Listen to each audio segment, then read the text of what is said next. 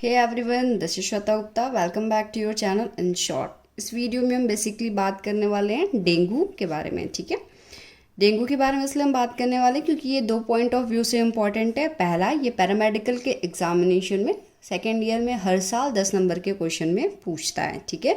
दूसरा, डेंगू एक common fever है, कॉमन डिजीज़ है जिसको कहते हो। सभी को इसके बारे में पता होना चाहिए कि डेंगू एग्जैक्टली में है क्या, कैसे फैलता है, इससे कौन सी ऐसी चीज़ें हैं जो बचाव करके आप डेंगू से बच सकते हैं। ठीक है। तो बरसात का मौसम है, इस समय मच्छर ज़्यादा लगते हैं और ये डेंगू ऐसा है जो मुझे लग रहा है आप क्लास 7-8 से ही पढ़ते आते हैं और मोस्ट कॉमनली बीमारी है, तो सभी को इसके बारे में पता होता है। सब लोग एक बेसिक नॉलेज इसके बारे में रखे रहते हैं। ठीक है। तो खैर, हम थियोरी के अकॉर्डिंग और एग्जामिनेशन के पर्पस के अकॉर्डिंग इस बात को समझेंगे कि किस तरीके से डेंगू को हमको एक्सप्लेन करना है। ठीक है। डेंगू क्या है? डेंगू एक वायरल फीवर है, ये आपको याद रखना है। अगर किसी बैक्टीरियल फीवर होता है, वायरल फीवर होता है, तो आपको ये याद रखना है कि डेंगू किस में आता है, वायरल फीवर के अंतर्गत में आता है। इंट्रोडक्शन की अगर बात करें कि डेंगू क्या है, तो dengue fever is a disease. Dengue fever क्या है? एक डिजीज़ है जो कि स्प्रेड बाई एडिस इजिप्टी। किसके द्वारा स्प्रेड होता है? तो एडिस इजिप्टी के द्वारा स्प्रेड होता है। एडिस इजिप्टी मॉस्किटो का नाम है, जो कि मॉस्किटो बाइट करता है, उसका नाम है Aedes aegypti, and is caused by one of the 4 dengue viruses DENV 1, 2, 3 and 4। ठीक है। तो डेंगू वायरल डिजीज़ है। किसके द्वारा होता है? तो मॉस्किटो के काटने की वजह से होता है। उस मॉस्किटो का नाम क्या है? एडिस इजिप्टी नाम है। अब मॉस्किटो जब काटता है तो उसके अंदर उसके सलाइवा में वायरस होते हैं।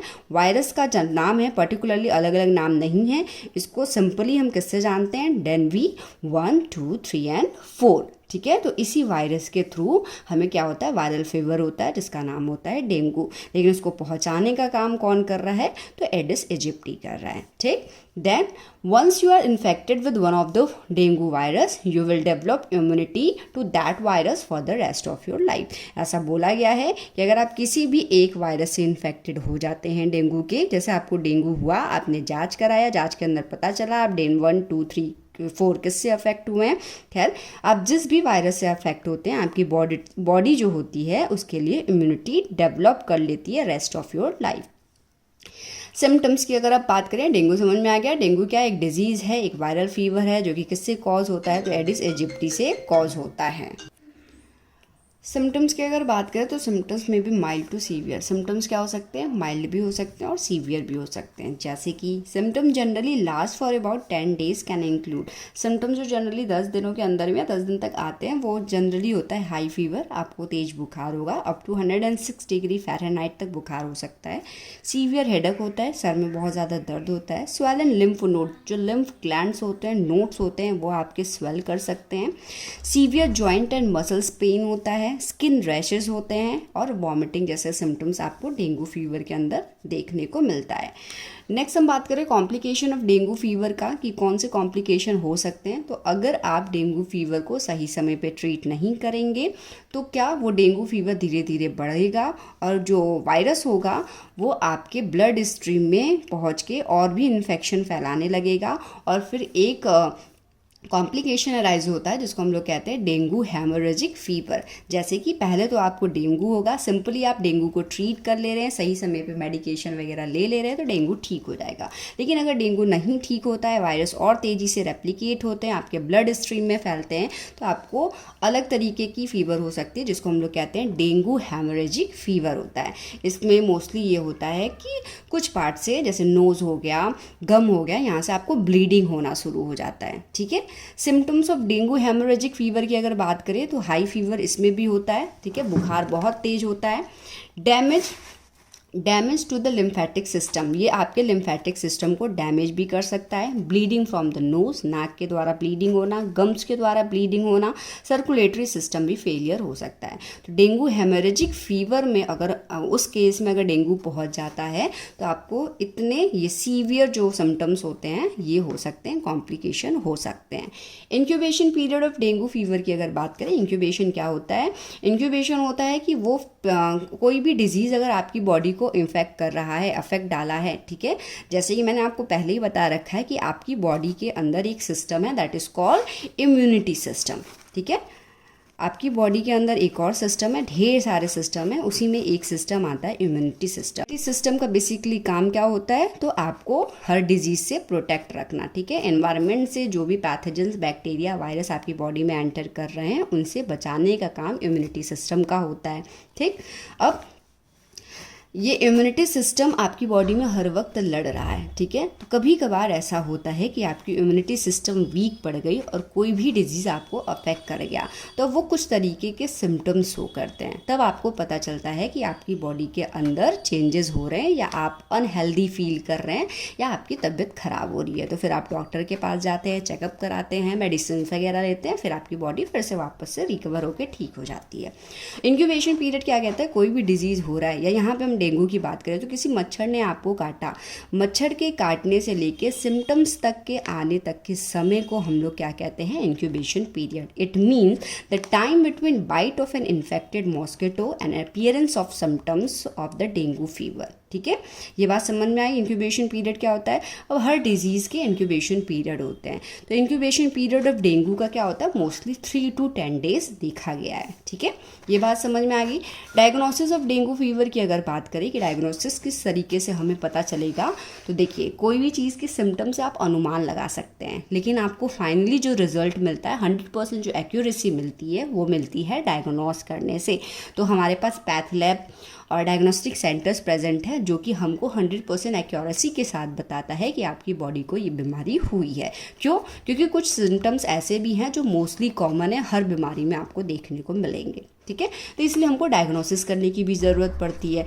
डायग्नोसिस की अगर बात करें तो ब्लड टेस्ट सबसे पहला है। ब्लड टेस्ट के थ्रू हम अपने अंदर के वायरल एंटीबॉडीज़ के प्रेजेंस को भी चेक करते हैं, जिसके थ्रू हमको पता चलता है कि हमारे बॉडी के अंदर वायरस प्रेजेंट है कि नहीं है। PCR टेस्ट होता है।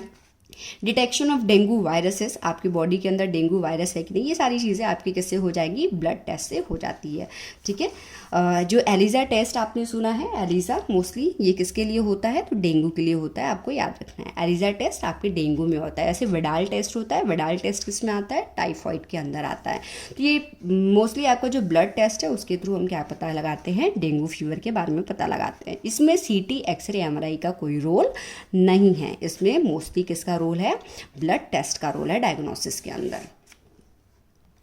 ओके, नेक्स्ट हम बात करते हैं पैथोजेनेसिस का। पैथोजेनेसिस मतलब एटियोलॉजी, किस तरीके से डेंगू फीवर जो है आपको इफेक्ट कर रहा है, आपकी बॉडी को इफेक्ट करता है, ठीक है। अब डेंगू फीवर कैसे इफेक्ट करता है, एडिस एजिप्टी के द्वारा इफेक्ट करता है आपकी बॉडी के अंदर, ठीक है। एडिस एजिप्टी क्या है, मॉस्किटो है, ठीक। अब इसी मॉस्किटो के सलाइवा के अंदर डेंगू का वायरस होता है, ठीक है। सलाइवा कंटेन डेंगू वायरस, उस मॉस्किटो के सलाइवा के अंदर डेंगू वायरस होता है। अगर मॉस्किटो ने आपको बाइट किया, मतलब कि काटा, ह्यूमन सेल्स पे इम्पैक्ट डालेगा। कहाँ काटेगा, आपकी स्किन, बॉडी पे काटेगा। तो कैसे जो भी वायरस होगा वो इंजेक्ट होगा सबसे पहले ह्यूमन सेल। अब ह्यूमन सेल में आएगा क्या, अफेक्ट इम्यून सेल। अलग अलग तरीके के सेल हैं, तो अब ये ह्यूमन सेल में भी किसको अफेक्ट करेगा, इम्यून सेल। इम्यून सेल किसके अंदर आता है, लैंगरहैंस सेल्स के अंदर आता है। मतलब वो जो वायरस एंटर हुआ ह्यूमन सेल के द्वारा वो कहाँ इम्पैक्ट डाल रहा है, अब लैंगरहैंस सेल्स पे डालता है। लैंगरहैंस सेल्स के द्वारा जब बहुत ज़्यादा इन्फेक्शन फैल जाएगा तो वो आपके लिम्फेटिक सिस्टम तक पहुंच जाएगा। कौन, डेंगू का वायरस लिम्फेटिक सिस्टम तक पहुंचेगा। तो उसके बाद strong inflammatory reaction during their incubation period. जैसे ही वो लिम्फेटिक सिस्टम तक इम्पैक्ट डालेगा तो आपके बॉडी के अंदर स्ट्रॉन्ग इन्फ्लामेटरी रिएक्शंस होने लगेंगे, जैसे कि बॉडी रैशेज, फीवर आना, ये सारे इस पीरियड में आने लगते हैं। इंक्यूबेशन पीरियड इसी को कहते हैं। तो इस पीरियड में आपको सिम्टम्स आने लगते हैं। तो आपको ये यहाँ से पता रखना है कि एडिस इजिप्टी मतलब जो मॉस्किटो है उसके अंदर डेंगू वायरस है। डेंगू वायरस कहाँ इम्पैक्ट डाल रहा है आपकी बॉडी के अंदर, तो लिम्फेटिक सिस्टम के ऊपर डाल रहा है। लिम्फेटिक सिस्टम के ऊपर डाला, इंक्यूबेशन पीरियड शुरू हुआ, मतलब कि आपको सिम्टम्स आना शुरू हो गए, वायरस वहाँ पर रेप्लिकेट होना शुरू हो जाता है, ठीक है। वायरस देखिए मैंने बताया इम्यून सिस्टम तो लड़ ही रहा है। अब कोई भी वायरस है, कोई भी बैक्टीरिया आपकी बॉडी के अंदर लड़ गया है, एंटर किया है और सिम्टम शो करने लगा है किसी डिजीज़ का, तो इसका मतलब वो बैक्टीरिया, वो वायरस रिप्लिकेट होना शुरू हुआ है। तो अब वायरस क्या होगा, रेप्लिकेट होना लिम्फेटिक सिस्टम में ही शुरू होगा। फिर वो जैसे ही रेप्लिकेट होगा, अपने नंबर, अपने बढ़ोतरी को बढ़ाएगा, वैसे ही क्या होगा, spread in the blood stream, वो ब्लड स्ट्रीम में फैलना शुरू कर देगा। और एक ब्लड स्ट्रीम में फैला तो वो डेंगू कॉज करेगा, और बहुत ज़्यादा अगर इन्फेक्शन फैल जाता है तो डेंगू हेमोरेजिक फीवर भी कॉज कर सकता है, ठीक है। नेक्स्ट हम बात करते हैं वैक्सीन ऑफ डेंगू का। अब डेंगू के भी वैक्सीन आते हैं, ठीक है। जनरली वैक्सीन, WHO का कहना ये है कि जैसे वैक्सीन अलग अलग तरीके के लगते हैं, तो वैसे डेंगू के वैक्सीन तो अवेलेबल है, लेकिन ऐसे ही ये वैक्सीन किसी को भी लगेगा नहीं। तो उस वैक्सीन का नाम है डेंगुवैक्सिया। जो डेंगू का वैक्सीन प्रेजेंट है उसको कहते हैं हम लोग डेंगुवैक्सिया, लेकिन WHO ने बोला है ये वैक्सीन उसी व्यक्ति को लगेगा जिसको कि डेंगू कंफर्म हो चुका हो, ठीक है। ट्रीटमेंट की अगर बात करें तो ट्रीटमेंट क्या कहता है, जैसे डायग्नोस हो गया, सिम्टम्स हो गए, डेंगू क्या है वो पता चल गया। अब ट्रीटमेंट क्या कहता है, ट्रीटमेंट सिंपली ये कहता है कि it is of simple dengue fever. अगर सिंपल डेंगू फीवर है, मतलब कि उतना हद तक फीवर है जितना आप कंट्रोल कर सकते हो, तो आप घर पे ही कुछ मैनेज कर सकते हो, कुछ चीज़ों को टेक केयर कर सकते हो, ख्याल रख सकते हो, उससे भी आपका डेंगू फीवर आराम हो सकता है। Keep the fever low by giving paracetamol. अगर बुखार आ रहा है तो पैरासीटामोल आप 2-3 दिन तक खा सकते हो। सिरप वगैरह जो आता है वो पी सकते हो, लेकिन हेल्थ वर्कर एडवाइस के बाद, ये नहीं कि अपने मन से पी रहे हैं। आज का समय ये है कि हम कुछ बेसिक जो मेडिसिन है वो सभी को पता है। बुखार आ रहा है आप तुरंत पैरासीटामोल वगैरह ले लेते हैं, पेन होता है तो पेन किलर ले लेते हैं मार्केट से। लेकिन आपको ये ध्यान रखना है कि हेल्थ वर्कर के एडवाइस के बाद ही आपको कुछ मेडिसिन लेना है। अगर इन मेडिसिन से आराम हो सकता है घर पे ही, तो आप उसका ट्रीटमेंट घर पे ही कर सकते हो, ठीक है। अवॉइड गिविंग एस्पिरिन और Disprin.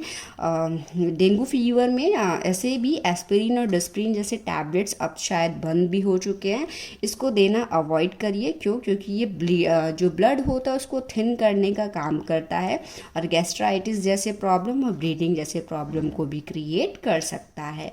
If fever is more than 102 degree Fahrenheit है, ये एफ है, गलती से यहाँ सी लिख गया है। If fever is more than 102 degree Fahrenheit carry out hydrotherapy.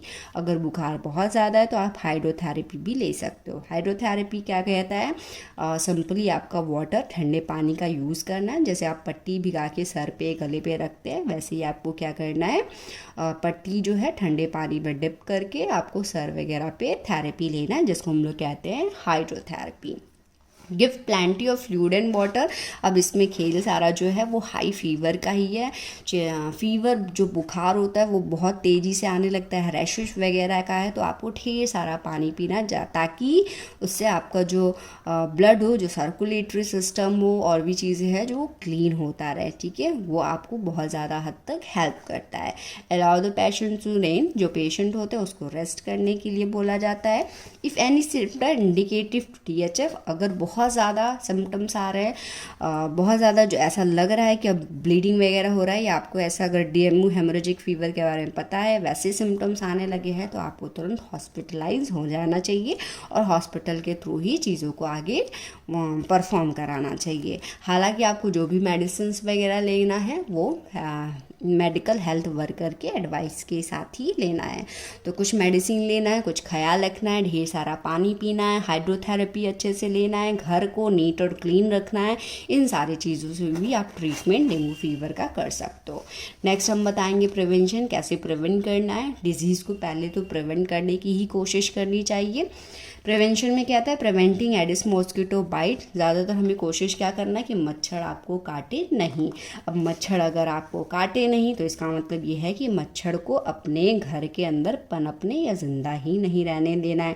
ज़िंदा नहीं रहने देने का मतलब है कि आप ऐसी चीज़ें करिए कि आपके घर में मच्छर ना लगे। Don't allow water to remain stagnant. सभी को पता है जहाँ पानी इकट्ठा होता है, गंदा पानी इकट्ठा होता है, वहाँ मच्छर लगना शुरू होता है। जैसे अभी बरसात का मौसम है, पानी हर जगह इकट्ठे हो रहे हैं, मच्छर वहाँ पे पैदा होना या लगना शुरू हो गए। वही मच्छर आपके घर में एंटर करेंगे और आपको अलग अलग बीमारियों के साथ भी अफेक्ट कर सकते हैं। तो don't allow water to remain stagnant in and around your house. Keep the water tank and water content tightly. इस समय आपके जितने भी वाटर्स वाले एरिया है उसको क्या करना है, साफ़ सुथरा रखना है। टैंकर्स वगैरह है, कंटेनर्स है, तो उसको टाइटली पैक रखना है। Use mosquito repellents, spray, cream and coils. जो भी अलग अलग तरीके के मार्केट में रैपलेंट्स है, स्प्रे है, क्रीम्स है, उसका आप यूज़ कर सकते हो। कॉइल वगैरह का यूज़ कर सकते हो। मैट मतलब कि मच्छरदानी आता है, उसको आप घर में यूज़ कर सकते हो। अल्टीमेटली आपको इनडायरेक्टली और डायरेक्टली क्या करना है, मच्छर से आपको पूरे अपनी बॉडी का बचाव करना है। Wear cloth which cover the body as much as possible. छोटे बच्चे हैं आपके घर में, आप खुद भी हो, तो आपको एज मच एज जो क्लोथ्स है वो ऐसा पहनना है कि आपको मच्छर काट ना पाए। Use insecticide spray in all areas with the house at least once a week. हफ्ते में एक बार कम से कम अपने पूरे घर को एक बार तो इंसेक्टिसाइड्स वगैरह का यूज़ करना चाहिए, स्प्रे वगैरह करना चाहिए, जिससे जो तरीके के बैक्टीरिया हैं, अलग अलग तरीके के इन्फेक्शन हैं, वो आपके घरों में ना रहें और उससे आपकी बॉडी भी इन्फेक्ट ना हो। अगर आपके घर में छोटे बच्चे हैं तो आपको तो इस समय ज़्यादा ख्याल रखने की ज़रूरत है। तो ये सारे प्रिवेंशन है जिसके थ्रू आप डेंगू मच्छर से या डेंगू से बचाव कर सकते हैं। तो हम अगर कंक्लूज़न करें तो आपको क्या पता चला, डेंगू क्या है, एक वायरल फीवर है। डेंगू क्या है, वायरल फीवर है, ठीक है। किससे होता है, तो एडिस एजिप्टी मॉस्किटो के काटने की वजह से होता है। इसके सलाइवा में क्या होता है, तो वायरस होता है। उस वायरस को क्या कहते हैं, तो DNV 1, 2, 3 एंड 4 किसी भी एक वायरस से आप पीड़ित हो सकते हैं, ठीक है। तो DNV 1, 2 एंड 3, 4 ये क्या है, तो वायरल फीवर एक तरीके का डिजीज़ है जो कि इसके काटने की वजह से होता है, ठीक है। नेक्स्ट हम सिम्टम पढ़े। सिम्टम में जनरली हाई फीवर वगैरह होता है, रैशेस वगैरह हो सकते हैं। अगर बहुत ज़्यादा इन्फेक्शन फैलता है तो डेंगू हेमोरेजिक फीवर भी हो सकता है, जिसमें नोज़ और गम से ब्लीडिंग आना शुरू हो जाता है। ट्रीटमेंट डायग्नोसिस की अगर बात करें तो मोस्टली इसके लिए ब्लड टेस्ट है। ब्लड टेस्ट के साथ साथ विडाल टेस्ट है। विडाल टेस्ट भी डेंगू फीवर में हम यूज़ करते हैं। विडाल टेस्ट आप अलग से यूट्यूब वीडियोस देख लीजिए, चाहे इसके बारे में पढ़ लीजिए। विडाल टेस्ट के थ्रू भी हम क्या कर सकते हैं, डेंगू फीवर को कंफर्म कर सकते हैं। नेक्स्ट अगर हम बात करें ट्रीटमेंट का, तो आप घर में भी हाइड्रोथेरेपी जैसे चीज़ों को ले सकते हो। हेल्थ वर्कर से एडवाइस लेके, रिकमेंड लेके आप क्या कर सकते हो, मेडिसिन्स वगैरह ले सकते हो, ठीक है। ज़्यादा सिम्टम आए या ठीक ना हो तो आप तुरंत हॉस्पिटलाइज हो सकते हैं और चीज़ों को अच्छे तरीके से आप मैनेज कर सकते हैं टाइम टू टाइम मेडिसिन्स वगैरह लेके, ठीक। नेक्स्ट अगर प्रिवेंशन की बात करें तो आपको क्या करना है, अपने घर को साफ़ सुथरा रखना है, पानी इकट्ठा नहीं होने देना है, ऐसी कोई भी चीज़ें इकट्ठा या गंदगी नहीं रखनी है जिसके थ्रू डेंगू डेंगू पैदा करने वाला मच्छर इर्द गिर्द फैले या आपको काटे। तो ये है ऑल ओवर हमारा डेंगू के बारे में। आई होप आपको समझ में आया होगा। अगर समझ में आया है तो please like, share and comment. Thank you so much.